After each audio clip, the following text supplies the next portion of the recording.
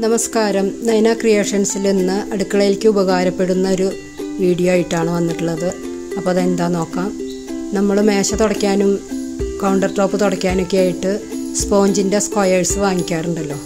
അപ്പോൾ അതിന് പകരം ഉപയോഗിക്കാൻ പറ്റുന്ന മാതിരിയുള്ള ഒരു മാറ്റാണ് ഞാൻ ഉണ്ടാക്കിയിട്ടുള്ളത്. ഇത് പഴയ തുണി വെച്ചിട്ടാണ് ഉണ്ടാക്കിയിട്ടുള്ളത്.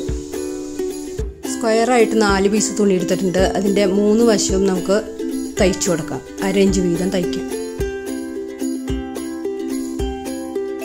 അപ്പോൾ ഇനി തയ്ക്കാം. ഇത് ഒരറ്റത്തുനിന്ന് ഇതേപോലെ കെട്ടിട്ടിട്ട് തയ്ച്ചു തുടങ്ങാം. അതിനുശേഷം ഈ അറ്റം വരെ എത്തുമ്പോൾ ഈ മൂല തിരിക്കാൻ വേണ്ടിയിട്ട് സൂചി അടിയിലേക്ക് താത്തി വെച്ചിട്ട് ഫൂട്ട് പൊക്കിയിട്ട് തുണി ഇങ്ങനെ തിരിച്ചു വെച്ച് കൊടുക്കാം. തിരിച്ചു വെച്ചിട്ട് ഫൂട്ട് താത്തി വെച്ചതിന് ശേഷം വീണ്ടും തയ്ച്ചു കൊടുക്കാം. അടുത്ത മൂല എത്തുമ്പോഴും അതേപോലെ തന്നെ സൂചി അടിയിലേക്ക് താത്തി വെച്ചിട്ട് ഫൂട്ട് പൊക്കി തുണി തിരിച്ചതിന് ശേഷം മുഴുവനായിട്ട് തയ്ച്ചെടുക്കാം. 3 ഭാഗം തയ്ച്ചു കഴിഞ്ഞിട്ടുണ്ട്. ഇനി തുറന്ന ഭാഗത്ത് കൂടെ ഇതേപോലെ ഒന്ന് തിരിച്ചെടുക്കാം.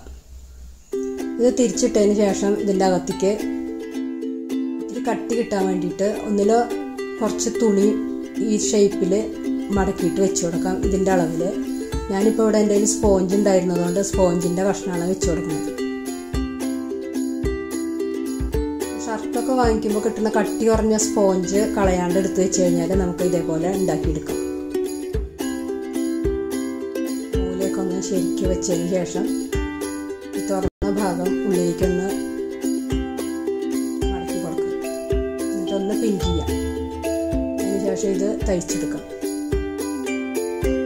ഇപ്പോൾ കൗണ്ടർ ടോപ്പ് തുടയ്ക്കാനും മേശ തുടയ്ക്കാനൊക്കെ ഇതേപോലെ ഉണ്ടാക്കണമെന്നൊന്നുമില്ല. തുണി എടുത്തിട്ടാണ് നമ്മൾ സാധാരണ തുടയ്ക്കാറ്. ഇപ്പോഴാണ് നമ്മൾ ഈ സ്പോഞ്ച് സ്ക്വയർ ആയിട്ടുള്ളതൊക്കെ വാങ്ങിച്ച് തുടയ്ക്കേണ്ടത്. അപ്പോൾ അങ്ങനെ തുടയ്ക്കാൻ വേണ്ടിയിട്ട് പൈസ ചിലവാക്കേണ്ട ആവശ്യമില്ല. ഇതേപോലെ തയ്ച്ചു കഴിഞ്ഞാൽ നമുക്ക് അടുക്കളയിലൊക്കെ ഇത് വയ്ക്കുമ്പോൾ കാണാനൊരു ഭംഗി ഉണ്ടാവും. തുണി ചുറ്റി കൂട്ടി ഇടുന്നതിനേക്കാളും ഭംഗിയാണല്ലോ ഇങ്ങനെ ചെയ്താൽ.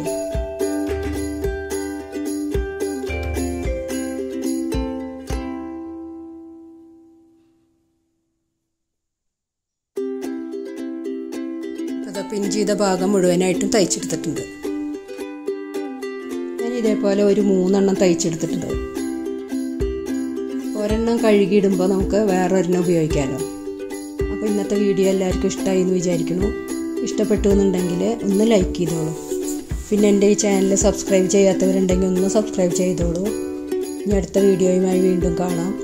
എൻ്റെ ഈ ചാനൽ കണ്ട എല്ലാവർക്കും നന്ദി, നമസ്കാരം.